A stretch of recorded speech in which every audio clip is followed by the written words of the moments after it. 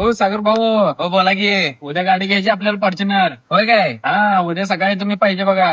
आणि आपल्या सोबत पाहिजे तुम्ही उद्या सकाळ सकाळी. होय दादा, नक्कीच असणार मी तुमच्या सोबत. हा, यायला लागतं. अरे दादा तुला पैशाची कमी पडत होते, तू कुठनं केलं सगळं मॅनेजमेंट? अरे ते आपले निखिल भाऊ नाहीत का, त्यांना मी बोललोय जरा पैशाची अडचण आहे, असं आहे तसं आहे. ते करतो म्हणले ऍडजस्टमेंट.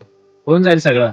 अरे हा का दादा, ही तर अभिनंदनची गोष्ट आहे. मग काय, उद्या तर हेच लागतंय मग. चल दादा, उद्या भेटूया. 100% भेटूया काय दादा? Okay okay okay. उद्या ये बघ. ऑल द बेस्ट दादा. Okay okay, thank you. काय निखिल दा, बसू का म्हणलं? बसा ना. तुमच्याशी थोडं बोलायचं होतं. बोला ना. अहो मला असं कळलं, राहुलला पैसे देणार आहे गाडी घ्यायला, खरं आहे काय? हा, राहुलचा फोन आलता मला. त्याला काहीतरी 1-2-3 लाख रुपये कमी पडतात.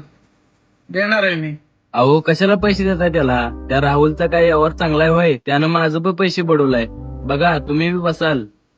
फक्त माझं एवढं नाव कोणापाशी काय सांगू नका, मी तुम्हाला असं बोललोय म्हणून. हा, बरं झालं सांगितलं. राहुलचा यावर असा आहे मला माहित नव्हतं. चला दादा मग येतो. ठीक आहे ओके ओके.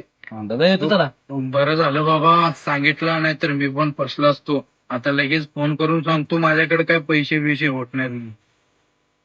हॅलो राहुल. हा बोल ना निखिल दादा. हा, मी काय तुला पैसे देऊ शकणार नाही, कारण पैसे जरा मला लागणार आहेत. अहो काय बोलताय राव? अहो मी तुमच्या भरोश्यावर एवढं सगळ्यांना सांगितलं, गाडी घ्यायचं ठरवलंय राव. नाही ना भाऊ, माझं जरा घरचं काम निघालं, त्यासाठी पैसे नाही मिळत. अहो असं करू नका राव. बघा ना काहीतरी जरा प्लीज. सॉरी, माझ्या का भरोश्यावर राहू नका तुम्ही. तुम्ही काय तर करा तिकडे जुगाड. आईला बोर झालं, जाऊ का घरी? काय गणेश? काय नाही राहुल बाबा. अरे भावा तू एक आठवड्यापूर्वी फॉर्च्युनर गाडी घेणार होता, अचानक कॅन्सल का केली? अरे त्या निखिलला या भरोश्यावर बसलो, पैसे देतो म्हणला, गाडी बिडी बुक केली आणि अचानक पलटी मारली लागा त्यानं. कशी घेणार गाडी? अरे मी बरेच दिवसापासून निखिलदार बघतोय, तू असला माणूस नाही. बहुतेक त्याचे कोण तर कान भरले असतील. मला एक सांग, तू गाडी घेताना कोणासंग डिस्कस केला होतास का? कोणाला सांगितलं होतंस का? हा, मी सगळ्यांना सांगितलं होतं. आपल्या सगळ्या मित्रांना, आपल्या जवळच्यांना, आपल्या नातेवाईकांना सगळ्यांना सांगितलं होतं. भावा इथेच चुकलास तू. जोपर्यंत आपला प्लॅन सक्सेस होत नाही ना, तोपर्यंत कोणाला काही सुद्धा सांगायचं नाही.